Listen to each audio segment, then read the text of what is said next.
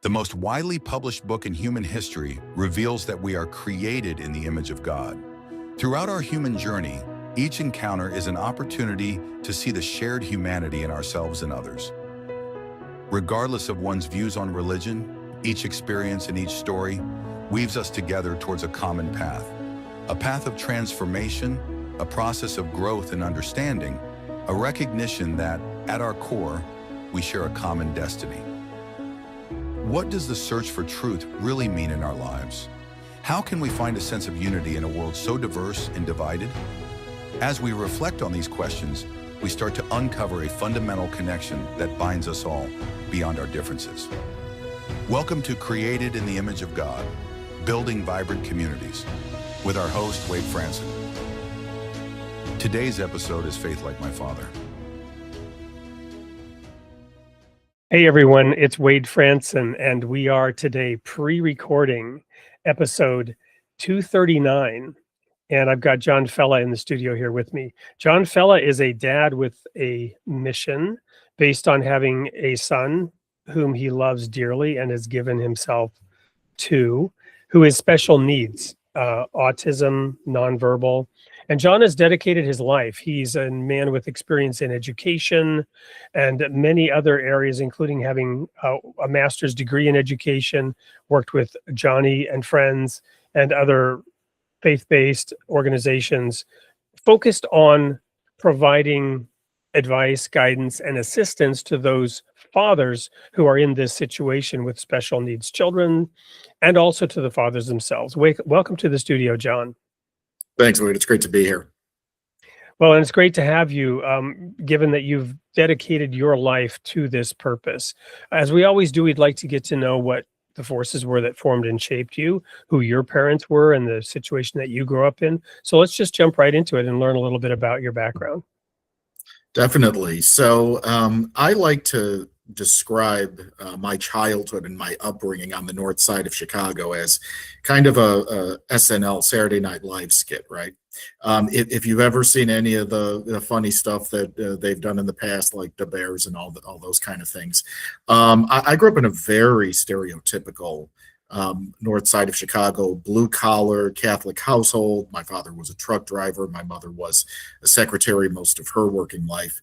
And, you know, every stereotype, every funny pronunciation of a word, food, holidays, whatever it was all very much that.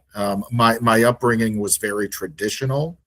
I grew up in a family, again, that was very Catholic in the sense that I went to a Catholic school. I had to, go to church every Sunday. Of course, my dad never went to church.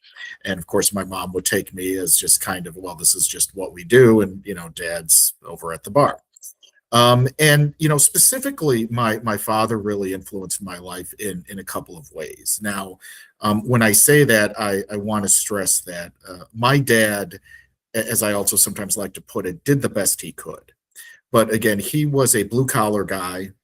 He, was not very educated. He was a very intelligent guy. I always considered that he was a guy that had very interesting opinions on things and loved to watch the news and would sometimes watch with me and we'd discuss things. But he was also essentially a functional alcoholic.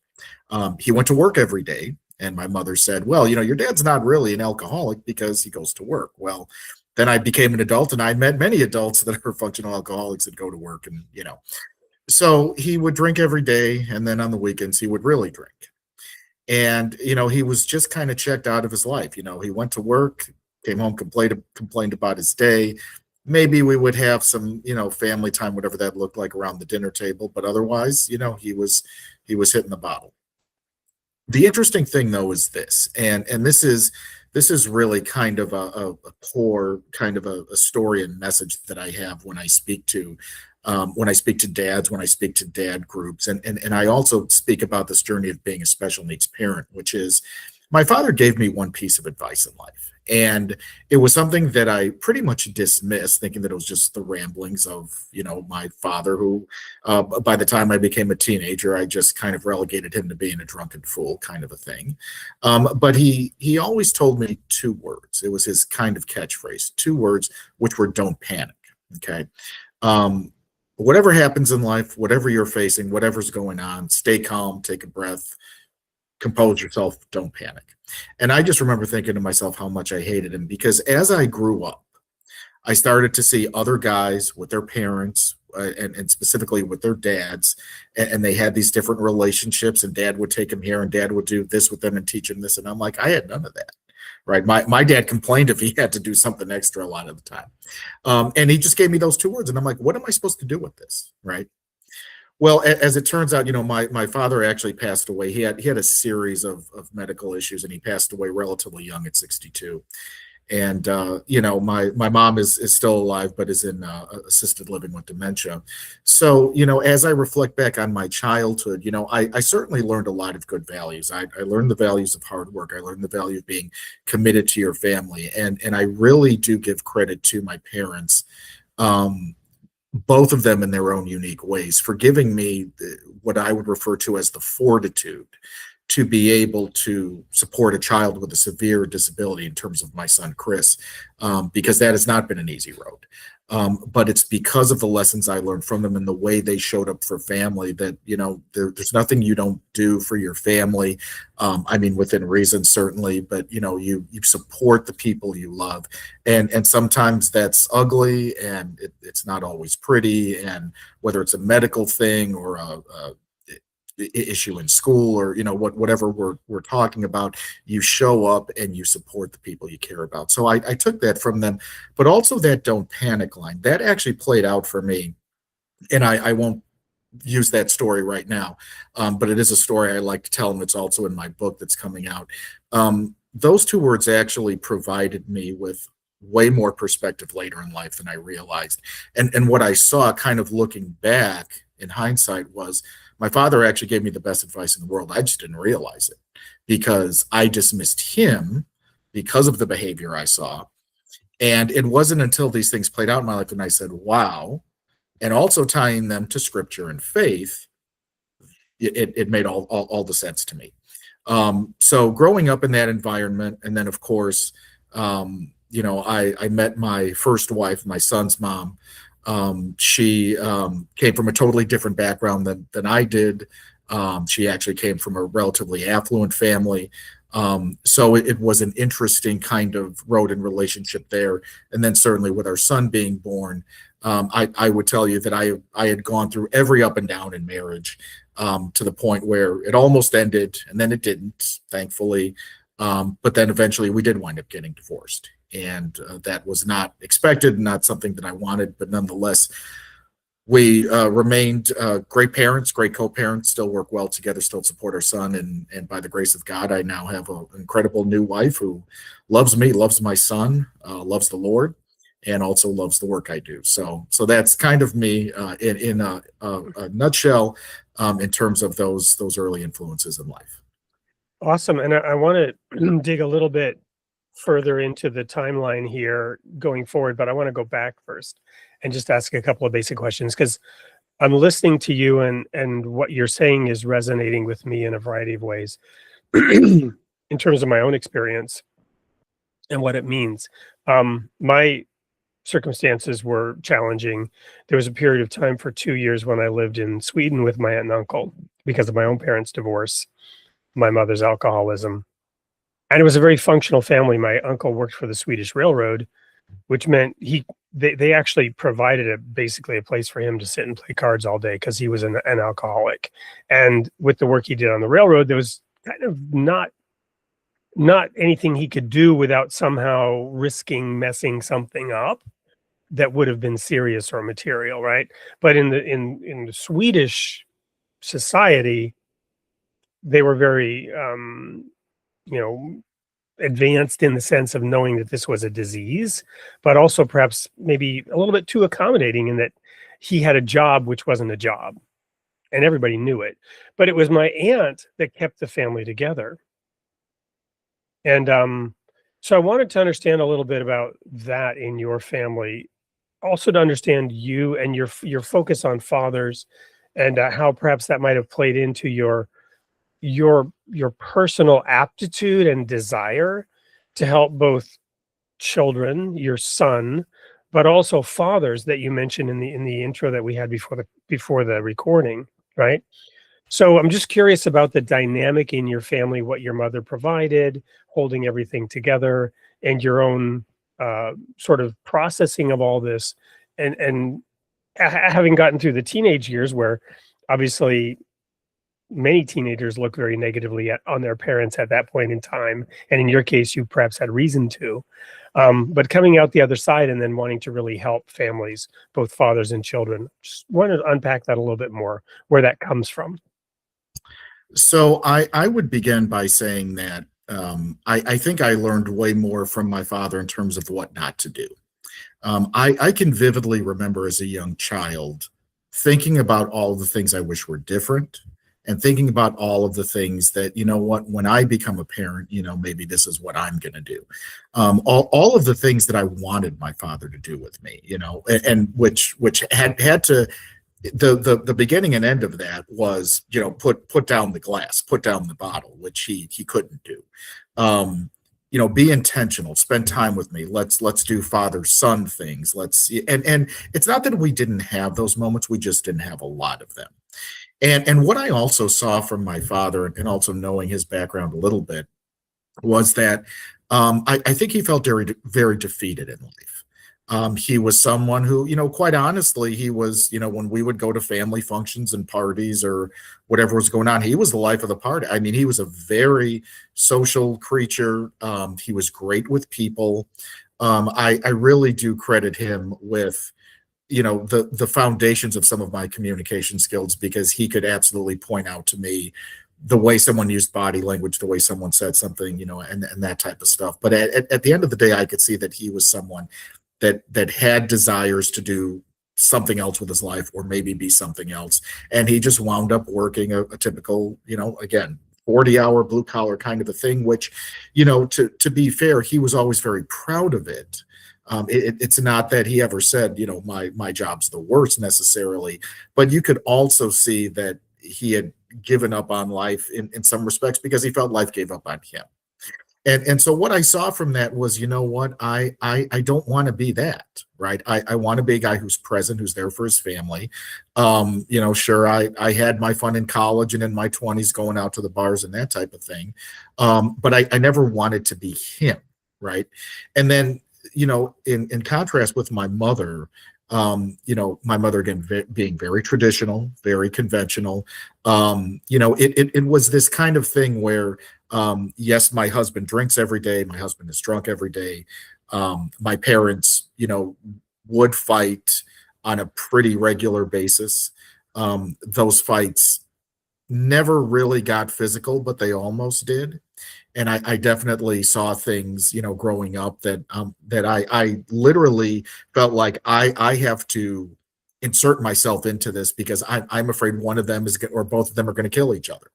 And it was always one of these things where, again, growing up as a kid in the 80s in that culture, you didn't talk about these things. You didn't go to counseling. You didn't go to therapy. It was, okay, just don't say anything if anybody asks you, and all this kind of stuff. And so no one was really being honest with things. But what I saw from my mother, so, again, I mentioned the advice my father gave me. I think what I really learned from my mother was, again, how to show up for the people you care about. One story I'll tell is I mentioned that my father had a series of medical issues. And so one thing that happened, and some of these things, I think all of these things are related to his alcoholism, maybe not directly, but definitely indirectly. But he developed a series of hemorrhages in his brain back when I was probably in, let's say, fourth or fifth grade. It didn't result in him having an aneurysm, but what it meant was that he was having nosebleeds that were uncontrollable. So the blood was just kind of flowing and there was no stopping it. And so he would go to the emergency room. They would do a variety of treatments. Nothing worked. And then it got to the point where he wasn't working and he was at home.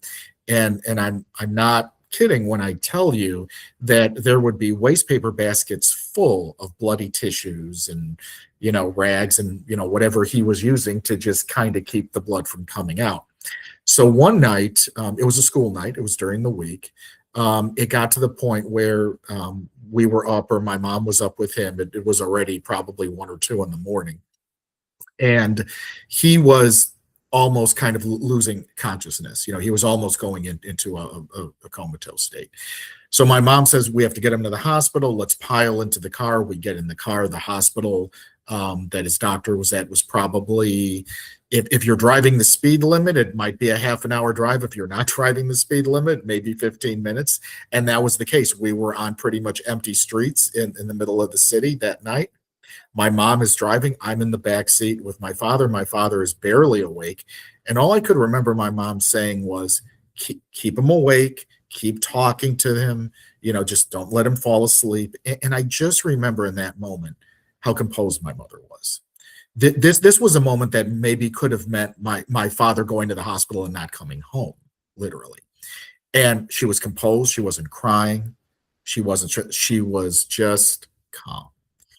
And one thing that I learned later in life, it's interesting because I certainly did a lot of therapy. I did therapy in previous marriage. I did therapy on my own. I did therapy with my ex-wife. But one of the things that I learned is that when you grow up in a house like that, when you grow up in an alcoholic home where there's literally trauma every day, you can handle like really serious, hard situations, emergency crises. You can handle like nothing, because you've been immersed in that since you were a child. So, my son having severe autism, taking him to the hospital middle of the night because he had a fever, or, at one point he eventually had a seizure disorder and he had 3 seizures in one day. We had to take him to the hospital and call the paramedics, those kind of things. It's like, I don't want them. I don't want them for him. I don't want him for me or anybody I care about. But you know what?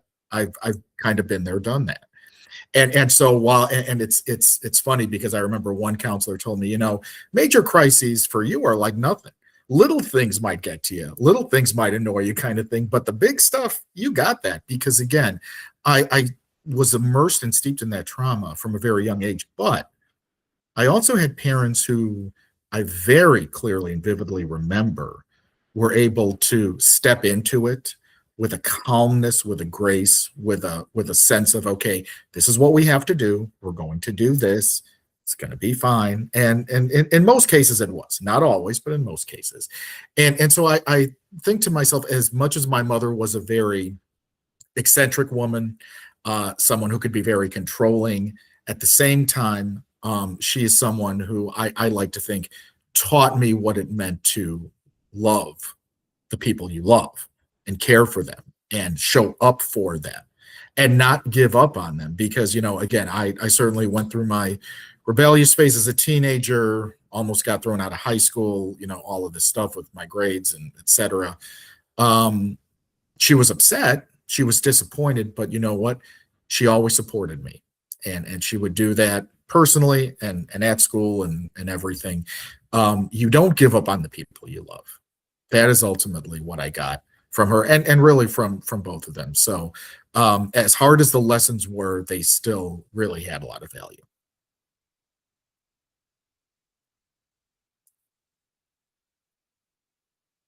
Sorry, I was on mute. What's coming to me is the practical aspect of that serenity prayer, right? The things that we can control and the things that we can't, and even the sort of frustration about little things. I think of myself, and I have the same thing, right? I mean, alcoholic mother, was in an orphanage, chaos all around me, and living in a tent as a senior in high school in Alaska, and many times saying, "Yeah, I can get through this. It's not the tent, right? It's not as bad as the tent."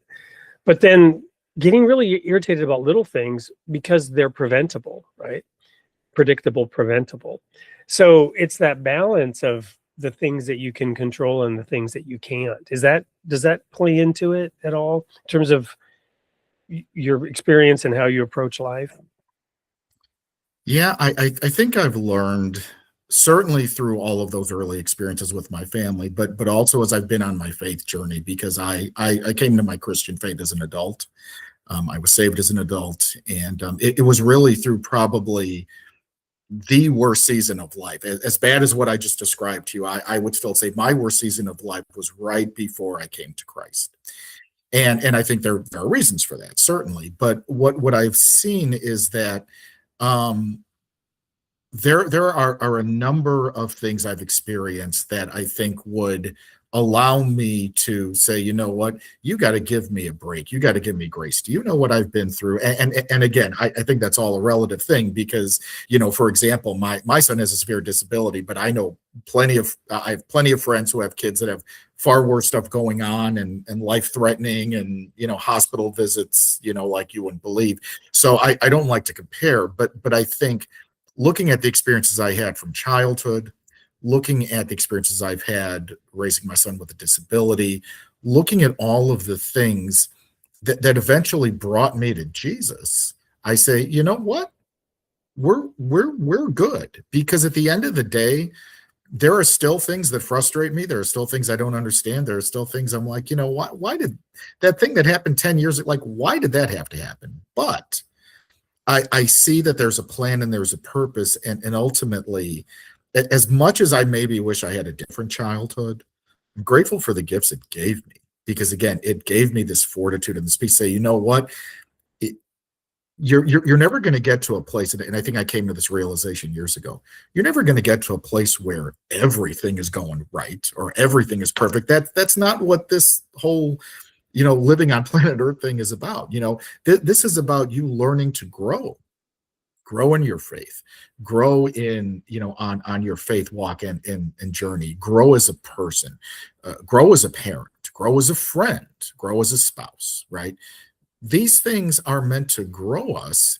And so without them, I absolutely wouldn't be the person I am today. And what I also say is, when people say, well, don't you ever wish your son didn't have a disability? Which I mean, the knee-jerk reaction is, well, sure, of course. But I look at all of the gifts my son's disability has meant for me. Now, I don't like to make it about me, because at the end of the day, my son still has a disability, and, that's the primary focus. But without my son's disability, I wouldn't be called to do the work I do.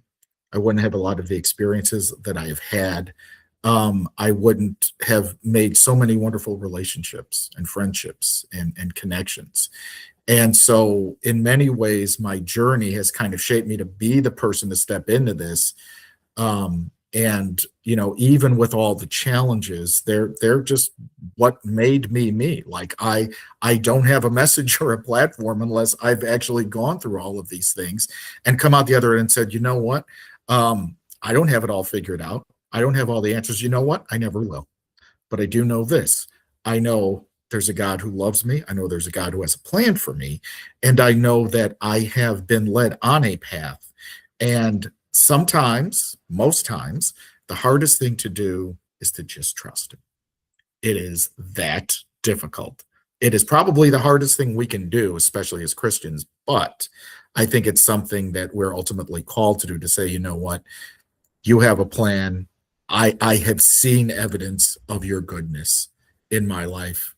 And if I'm not going to have faith in you now, then when will I have it? Right. So I think all of those things have shaped me. And at the end of the day, I'm still grateful for them. Well, that's a great pause point as we segue into the next commercial break. I believe we'll have a video here coming up that explores a little bit about you. Also, the book that you've written, which is at the title here, Faith Like My Father, right? And this focus that you've had in the work that you've done. So when we come back after that video, we'll dive a little bit more into what that work is and how this faith journey plays into all that. Don't go anywhere. We'll be right back with more of John Fela here on Created in the Image of God. What does it take to stay grounded when life feels uncertain? When responsibilities grow, pressure builds, and nothing goes as planned.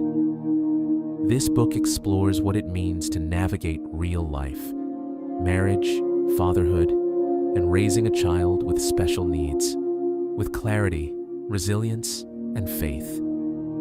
At its core, it's a story about steadying yourself in the moments that matter most and learning how to move forward without losing your footing. Faith Like My Father, available now on Amazon.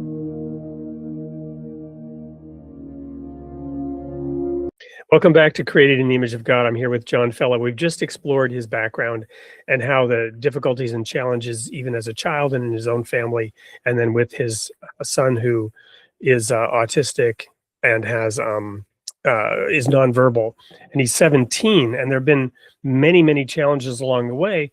But as we've seen from John, the positive view of faith gives a perspective in which all of this has a purpose. Let's start there, the purpose and how you're applying it in your work as an adult and the calling that you have. I saw you give a presentation, I believe it was a commencement address, that was just so powerful, and I wanted to have you on the show to express some of that clarity and vision that you have in our purpose, speaking to those commencement students. My daughter's going into college, and I would hope that she's getting some of that instruction as she moves into that phase of her life.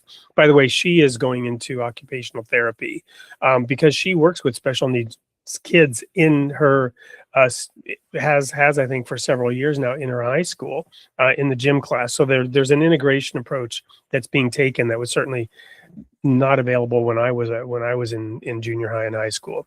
But anyway, back over to you to unpack some of this. Yeah, so I will very truthfully say that if I did not have a child with a disability, I probably wouldn't be doing any of this, right? It was just never in my wheelhouse. Certainly, I was around kids and folks with not as much when I was younger, and for whatever reason, but certainly as I was an adult and also went into education, starting about 20 years ago, certainly we're in those environments in the classroom and had kids with IEPs and all this type of thing. But it was never something that I really wanted to, extend myself into or saw that I had any gifting or desire to work with. But, where it's kind of started for me was when my son was about 5 years old. So I'm going back to like 2012. He's actually 18 now, by the way. But so I had an experience actually, and it's something that I talk about in my presentations at conferences, and there are videos of it and things. And it's a story I call A Tale of Two Parking Lots, and it involves two parking lots. And this took place in the summer of 2012. This is before I came to faith in Jesus. And this was also during this period that I hinted at previously, where it was literally the worst season of life. Everything that could go wrong was going wrong. I had a job loss. We were suffering financially. Our marriage was hanging by a thread. We almost lost our house. We didn't know where we were going to place our son because of his needs, and nothing was working. And it was just a mess. So we attended, at the time, we attended a Unitarian church, which is not a Christian denomination. Some might think it is. It's not. But we were attending because we were kind of seeking at that time, and they had a men's group that would meet on Friday nights. And I was going to this men's group, but I was there early this one night. So I sat in my car and I called a couple of my oldest friends. They knew a little bit about what was going on, but they didn't know everything. So I unpack all of this for them.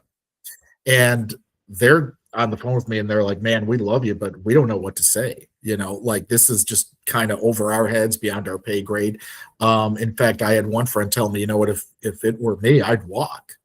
And I'm like, "Well, I can't do that, right?" And then I go into this meeting with all these guys who are mostly like 20 years my senior. And I'm sitting there and, we do kind of this go around the circle, what's going on and all that. And I share this. And again, they knew some things, not all. And here I'm thinking, wow, most of these guys are like 20 years my senior, right? I'm in my late 30s at the time. These guys are 50, 60s, 70s. Oh, they got some advice. They got some wisdom for me. I get done sharing and it's stunned silence. It's just nothing. And then after about maybe a minute, the group leader chimes in and says, "Wow, that's really tough. But what you need to hear is that it's going to be okay." Now, here's the thing. Do I know now, especially as a person of faith, it's going to be okay? Yes. But that's not what I needed to hear in that moment. In the middle of crisis, that's the last thing someone wants to hear. It's going to be okay. Yeah, shrug it off. Don't worry about it. I wanted someone to come walk alongside me. "Hey, man, I don't understand what you're going through, but what do you need? Do you need to talk? Can I take you out for a coffee or a beer? Whatever. Let me be intentional with you in terms of having a relationship." I had none of that. So I learned the hard way that I had no community. So a lot of my desire in terms of my advocacy, which developed, the seed of it was really that experience, realizing I had no community, I had family, I had friends, but I had no one that understood my journey specifically as a special needs parent. So a lot of my early... I want to quickly pause you there as well, because the subtitle of this show, Creating the Image of God, is building vibrant communities. And of course, this is a virtual show, right? We don't have a church per se, but we are connecting with people and connecting people. What I want to explore, without in any way being negative or critical of that particular, little church or that broad church, the Unitarian Church or movement. You said it's not a denomination. I think I understand what you mean. What is it about it, without again getting critical, what is it about it that you didn't have community there? So it's interesting because, my experience of Christianity prior to that was really Catholicism, right? I didn't have another experience of it. And I was very much into the new age, meditation and chakras and all that kind of stuff. And so was my wife, who was actually raised Jewish, by the way. And so, but we didn't really have a community. And so we originally joined. One of the reasons we joined was to find community. And we met some nice people and nice families. The difference, though, was, and this really kind of unfolded for me after we had been there about a year. And again, right about this time I'm describing, where I saw that, okay, there are people that are showing up here, and I jokingly, even in my book, I refer to it as church for atheists, because you can literally be an atheist and be there because it's just about some place to go and engage on some level. And they had some nice programs and music and whatever, and they would have a Christmas service and a whatever Easter service. But again, it was very surface. It was very superficial. And what I saw was there were a lot of people who were just kind of there, who very easily could have been at a Starbucks or some other restaurant or some other place, just hanging out and just talking smack about this, that, or the other, as opposed to, okay, the experience I had just a few weeks later when I attended a men's Bible study at the church of one of my ex-wife's friends. So my ex-wife had a co-worker at her school. She was also a teacher who was basically trying to testify to her because we were going through all of this, and was really just speaking to her about Jesus and all of that. And my wife finally said, well, does your church have a men's group? Sure, here's the information. I went because I'm like, look, at this point, I'll try anything. You want me to go there, I'll go there. Now, again, I had a very stereotypical view of, oh, this is an evangelical church. These guys are going to be hitting me over the head with Bibles or something. I don't know what's going to happen. I went in there, and I can tell you that it was a total 180 from what I experienced with these other guys, where these other guys were just stone cold silent. I don't know what to say. These guys actually asked questions. Now it's not like they spent the whole time talking about me. They did their study, they did their sharing, a little bit of introductions. But here's what really hit me. At the end of the night, there was a guy, I still remember his name was Matt. And as they closed in prayer, Matt prayed for me specifically. Now, even though I had not accepted Christ yet, I still knew the power of that. I knew what it meant. I could feel it, in my being. And I'm like, wow, you guys just met me, but you're praying for me. And that is something that never happened at that other church. And again, because prayer can mean a lot of things, even to people that are not Christians, right? And again, not saying that, you necessarily put your stock in it, but it's still the intention of, let me at least do this for you. Let me pray for you just because it'll maybe bring some peace to your soul.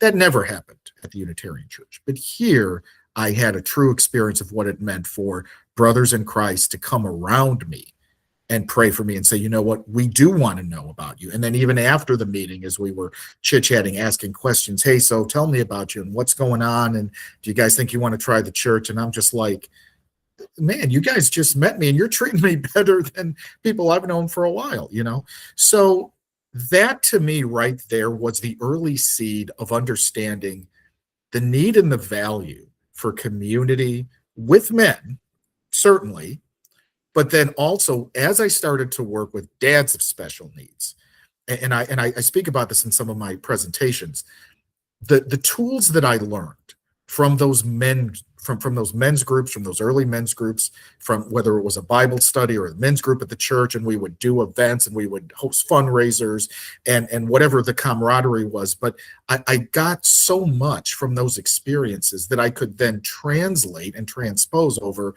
to my experiences working with dads, doing support groups for dads of special needs, working with those type of organizations, reaching out and kind of ministering to guys in a situation just like mine. All of those experiences proved valuable. But again, the biggest difference was you saw the intentionality of the guy saying, you matter, we care about you, can we pray for you, how can we help you, right? And again, that was a very stark difference, and it was really a total night and day thing. Thank you so much for sharing that, and I'm glad I asked the question. I'm reflecting on this group that my wife and I have been going to for 2.5 years. It's actually in a nursing home.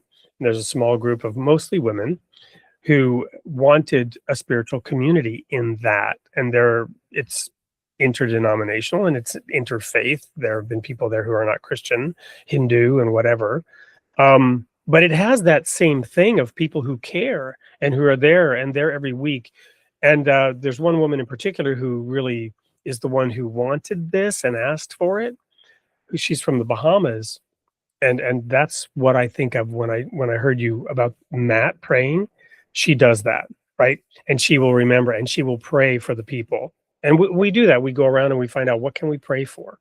And those prayers are powerful and they're moving. But it's also just knowing that people are putting in that being present, as you call it. So thank you for sharing that. So how do you then relate that to the work that you've done out in the community and the speeches that you've given, the presentations that you've given, and how do you translate that power that you experienced there and received into going out into the broader community and helping fathers and children?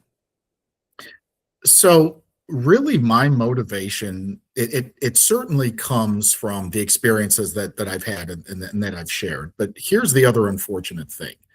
I really see, and this is, I think, especially specific to the disability community, special needs families and parents.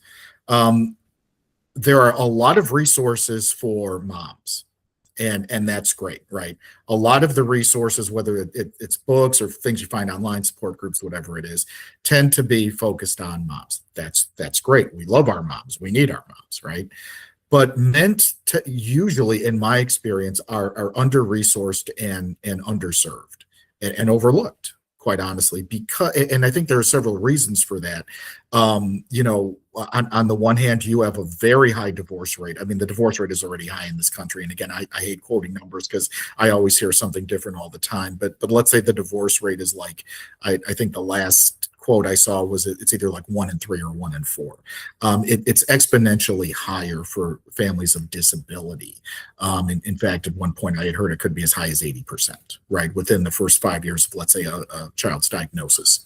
So the issue you have is, and I very much experienced this in my marriage to my son's mom, where, when I was kind of navigating this very challenging season of life, one of the questions that I also had to answer, besides this issue of finding community, one of the questions I had to answer for myself was, who was I?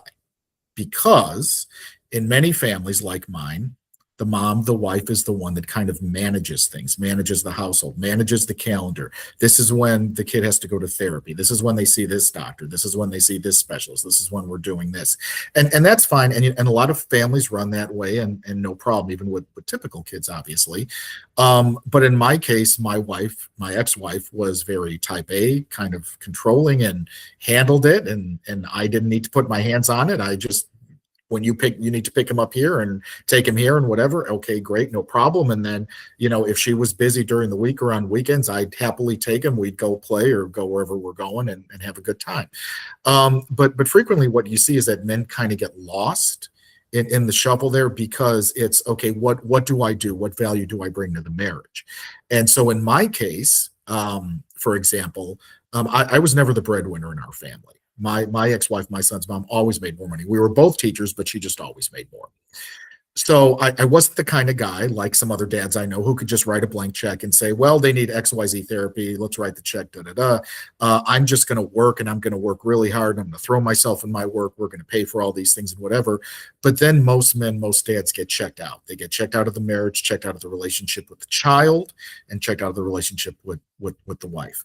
So for me, the focus is bringing to light the needs of dads, the struggles that dads have as men that are specific to us as dads and men. Okay. And sometimes we can get even more specific, talking about relationships with a men and dads and a male child as opposed to a daughter. But, at the end of the day, this really comes down to men being able to have access to a lot of the same resources that exist for moms, support groups, being connected to, dads individually, whether that's in their literal community close by or on a bigger scale nationally. And I work with a lot of dads around the country and organizations where support groups meet virtually. And that's just kind of our world now, right? There are a lot of virtual support groups. Even if somebody's close by, sometimes that's what works, or otherwise you try to meet in person. I have a couple that meet in person that I've been involved with for several years. So the message and the mission is trying to get dads to be aware of what their own needs are, and the fact that, yes, you need a community. You need at least one guy, because it's so hard for men especially to admit, my child has issues, or my son especially will never do these things, or I'll never do these things with my son that I always dreamed of, whatever. Okay, we all have that. But at the end of the day, this is kind of what we're dealing with, what we're coping with. Who do you have that you can actually talk to and have these conversations? Maybe you're not comfortable having them with your spouse, or maybe you're not comfortable with having all the conversations. Who do you have? Do you have at least one person? I'm like, some guys don't want a big group dynamic. They don't want to meet a bunch of strange guys and start unpacking their life. That's fine. Start with one. Do you have one? Right. And so that for me has really been the motivation of my work is, I want to put a lens on parents of disability in the greater context. And certainly my work with an organization like Johnny and Friends was part of that, in terms of bringing an awareness in the greater sense, in the greater culture, to families of disability and their needs and how we want to be accepted, but then specifically the way that men and dads roles play out, and the tools and the support they need. And really, I know guys that are doing remarkable things out there, that run organizations, and that's not anything that, I'm even coming close to. But the fact is that as intentionally as I can get with someone, and I say this all the time, if you have no one to talk to, you can talk to me. That's fine. I'll always make time for you. I may wind up passing you along to someone else who I think, hey, you know what, you really want to meet this person too. But I have no problem talking to any guy, because I know what that is. I've been there. I know what it's like to not have anybody. And if I could do that for at least one other guy, one other dad, then, my work has mattered. Well, this whole aspect of marriage and the family, I mentioned, I think to you, I don't think I mentioned it here on air, that there's this new series I've drafted on my Substack around Hebrews 11. But I've also taken this verse. It's actually the title of my second book, Hardness of the Heart, where the Pharisees try to trap Jesus around the issue of divorce, right? Moses said you could get divorced for all these reasons. What do you say? And they're trying to trap him. And he says, from the beginning, it was not so, right? God allowed it. Moses allowed it, he says, because of the hardness of your heart. So it was an accommodation to deal with the fact that you weren't fulfilling that original purpose. You weren't holding it together. And that's a wonderful accommodation, because divorce has happened. I've been through one. But the point, the goal is to have that bond, that marriage in the family, where men can be fully present for their spouse, but also their children. So reflect on that for a moment, given what you had as a child, given that the mother of your son, there ended up a divorce, and what you have now. Comment for a moment on that. Fulfilling the needs of men in this situation is also enabling them to be participating in the family unit in that sense. And even if it's just being connected with their children, even if this high divorce rate for families where disability is a factor, we haven't figured that out, but still you're helping with that involvement so that the men don't check out, so that they can find a role, so that wherever this chicken and egg situation is coming from, of men they're not being resources for men, maybe because men don't want those resources or don't know what to do with, you know what I mean? Just focus on that for a moment, if you would, because I'm just loving listening to you and your experience and how you approach all this. So if you were to take my parents' marriage, and if you were to take my marriage to my first wife, I would say they were totally in contrast to each other. What I saw in my parents' marriage were two people that fought every day, two people that were clearly not happy with their station in life and their situation. I remember, and I still have it kind of burned in my brain. There was one morning when I was a young kid, and I think it was even like a Sunday morning, and my parents were having a fight. And I remember my mom screaming at my dad in tears about how he was drunk every day. And she literally was like running back and forth to the bedroom, and I could hear her crying. Like it just echoed through the house. And my father wasn't drinking. He was, it was early in the morning. He was sober. He was clear-headed. And he's like, just leave your mom alone, give her some space whenever she's upset.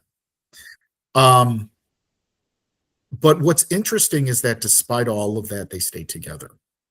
And they also supported each other through some very, very tough times. And so on the one hand, we might see that through the lens of today, and maybe even the lens of back then, because I knew even then that there was something not right here. This was not healthy. And we would probably say today, there's no way that a woman would stay in that, or ideally, in most cases, they wouldn't. They would just leave, or they would demand that the husband, goes, through some kind of a recovery thing with the alcohol. Maybe it's, and again, when we thought of abuse in that time, abuse was literally physical abuse. Like you were getting your clock cleaned by your spouse or your parent.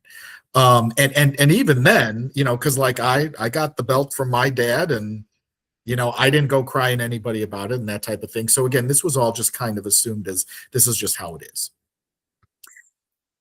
Compare that to my marriage to my first wife. Okay. We didn't really have any of that. Did we have a few fights? Yeah. Nothing anywhere near the scale of my parents. But at the same time, certainly that's not who I was. I knew I wasn't my father. My ex was someone in terms of her family. She grew up in a household where the dad was emotionally checked out. He did very well for himself. He made a lot of money and kept the family very, very well taken care of. But she often said, like, my mom and my dad just, they make it look good in public, but she's like, I don't know that they ever really loved each other. Okay.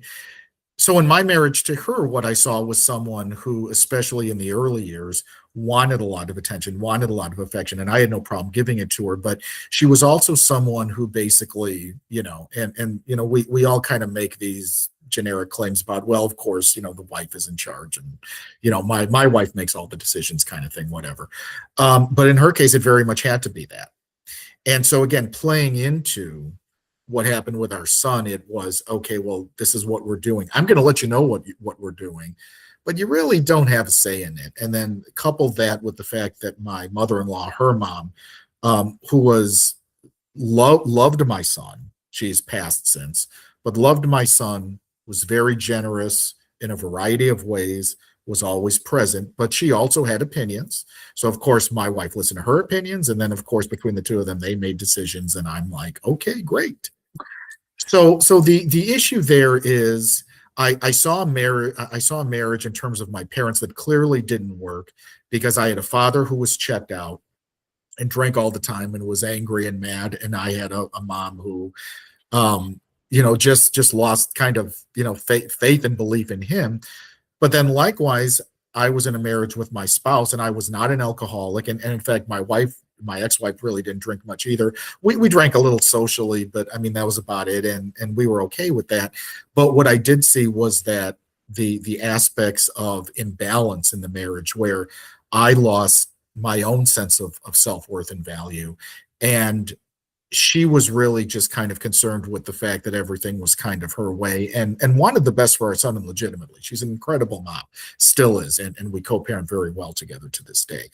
But what I saw was I wasn't an alcoholic. I wasn't checked out of my family, but I also wasn't allowed to be fully invested in my family either, because my wife said I'm the decision maker.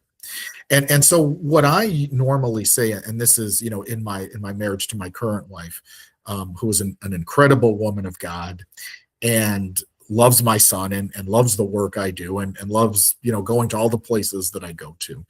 But what I see here is the importance of having a godly marriage. Now, I know how, you know, some folks might hear that and say, you know, okay, you know, whatever, that's maybe a throwaway line that we all use, have a godly marriage. Well, what does that even mean?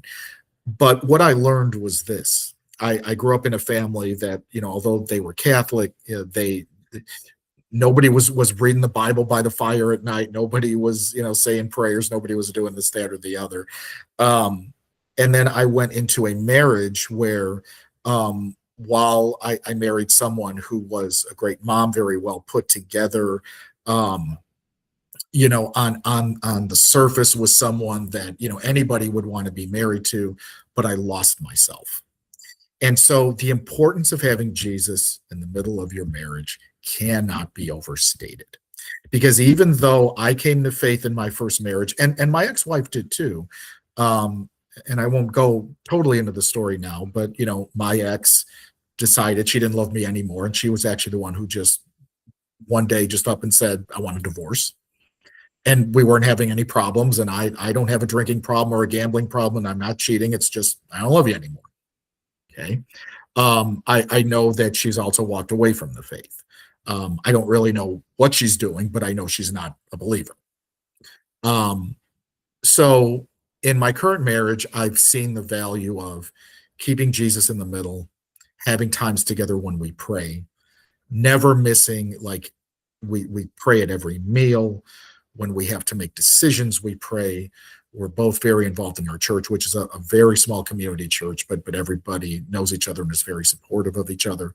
And because a lot of the work that I do in the disability world has a faith component to it, it is something that we know is at our heart in terms of serving the Lord and what He has gifted us to do.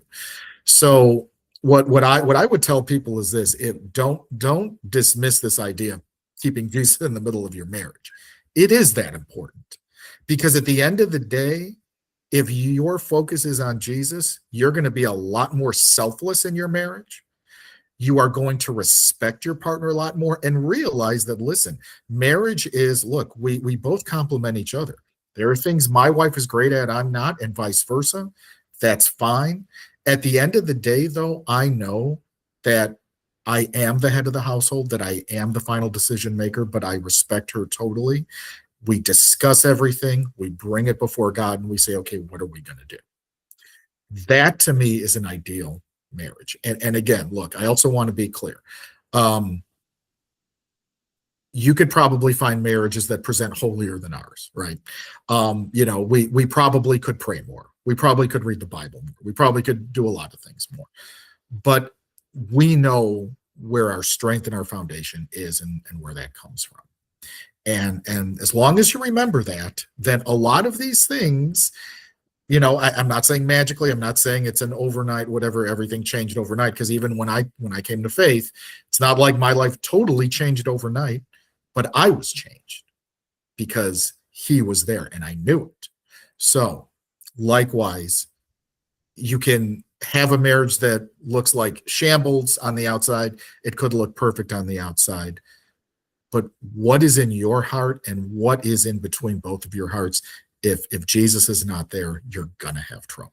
And that's the best way that I can put it.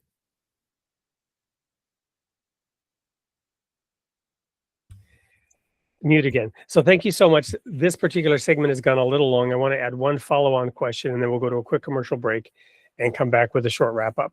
And that follow-on question is due to some members of the audience who will take exception, perhaps even recoil in horror at the whole idea of husband being the head of the wife. So I want to bring in a verse which I know you know and which I know you're practicing based on what I've heard, which is Paul's statement. Sure, the husband is the head of the wife, as Jesus is the head of the church, who loved it and gave himself for it, right? So Paul flips the script on that whole thing by saying, this is how you lead. This is how you are the head. You are willing to be Christ-like in your willingness to completely pick up that cross and sacrifice yourself, your desire, your ways, in service to that spouse. So I want to just give you the opportunity to sort of unpack that for those who might have recoiled in horror at that statement. No, and I really appreciate you bringing that up, because that really was my intention there. Because, to be totally fair, that was even something that even when I came to faith, I kind of struggled with a little bit, because I'm like, okay, I don't need to be the boss. I'm not looking to be the boss, but I am looking to be the servant leader. Right. And I think that's the point here. I am looking to lead by example. I am looking to lead in the way Jesus led, which is, you know what, I'm going to get down and wash your feet, because you know what, that's what a true servant leader is. I'm going to give of myself. And so at the end of the day, the difference is that, right, when Paul makes that comparison, sure, as the head of the household, like Christ is the head of the church. So in that sense, it's okay, honey, we have to make this big decision. Well, you know what? We're both going to talk about it. We're both going to pray about it. And you know what? At the end of the day, honey, I trust if this is the way you want to go, we'll go that way. Great. But that doesn't mean that my wife doesn't share in all of that responsibility, because she does, because she has to. Right. And that is God's purpose for marriage, for sure. Thank you. We'll be right back to wrap this up. Don't go anywhere. We'll be right back with more of John Fela. Every child deserves a place where they feel seen, safe, and supported. Those who guide children also carry the responsibility to protect them. Written by 2 legal experts with over 60 years of experience, this essential resource helps organizations build strong child protection policies, recognize risks, train the right people, and respond when it matters most. From schools to churches to mentoring programs, this is a blueprint for real protection, made practical, sustainable, and clear. Protecting other people's children. A powerful tool for those who choose to care. Available now at Amazon.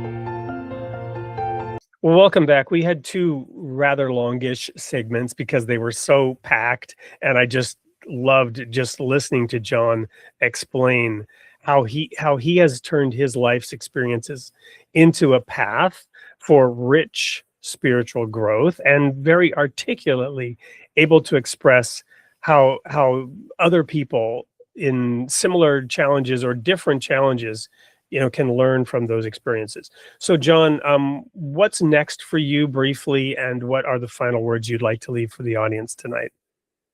Yeah, absolutely. Well, this morning, actually, this is pre-recorded for a morning show. Sorry. No, that's fine. Well, as we are recording this, we are actually 1 day away from my book being released. So again, as you mentioned, my book is called Faith Like My Father. It is really my memoir, where I really unpack a lot of the things you've just heard, but certainly in more detail. And again, really kind of connecting the journey that God has put me on, from being in this kind of chaotic alcoholic family, through my first marriage, raising my son, the trauma of divorce and going through co-parenting, and ultimately finding love again, but also with this theme of don't panic, really threaded through. And there's some great anecdotes and stories that I didn't share here, but again, that's why you got to get the book. So that book is going to be available on every platform, Amazon, Barnes & Noble, Books A Billion, you name it. You can find it anywhere, retail, and certainly online, and hopefully some brick and mortar as well. And then I actually have a second book that I'm contributing to. So this one is a little bit more, it's not faith focused, a little more disability focused. But there's a wonderful woman by the name of Temple Grandin, who is a huge name in the autism world as an advocate. I have a friend, Stephanie Holmes, down in the Atlanta area, who is a Christian marriage counselor and is doing a lot of work specifically in the field of neurodiversity in couples and families. She partnered with her to write a book, and I actually got to contribute to that.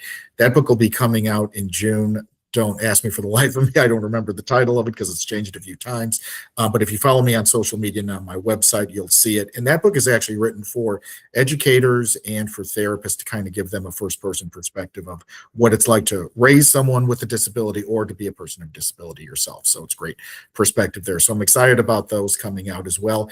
I will be speaking at some conferences, certainly around the country as well during the spring. It's a busy season for that. So I do encourage you that if you are interested in the message you've heard, or especially if you take advantage of reading my book and you would like me to come speak to either your church group, parent group, small group, if you have a disability ministry, I work with tons of disability ministries, certainly in the Midwest, but also all over the country. And I actually speak at those conferences and events as well. So please reach out to me through my website or through my social media. My website, of course, is just myname.com, johnfella.com, or you can plug me into the Google machine, as I like to say, and I'm on all the social media, Facebook, Instagram, LinkedIn. You can find me there. And again, find out the things I'm doing, where I will be, but also too, if you enjoyed interviews like this, I have tons more content out there and lots of hours of it. So I hope you'll take advantage. Well, and I hope you will check out some of those presentations because John is a very dynamic speaker, like I mentioned at that commencement address, packs a lot in there. So it's johnfela.com. That's correct. And John, what a pleasure. I do hope to have you back. We can talk about that once that second book is out. But Faith Like My Father will be out by the time this airs. And that's exciting. I can't wait to take a look at that book. For everyone else, remember one thing: you are created in the image of God, and God loves his creation. And stay tuned for another couple of minutes. The sneak peek of next week's show is coming right up. We'll see you there.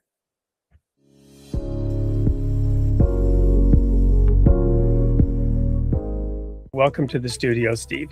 Hey, Wade. Thanks for having me. Honored to be here. Share a little bit what it was like growing up, Steve.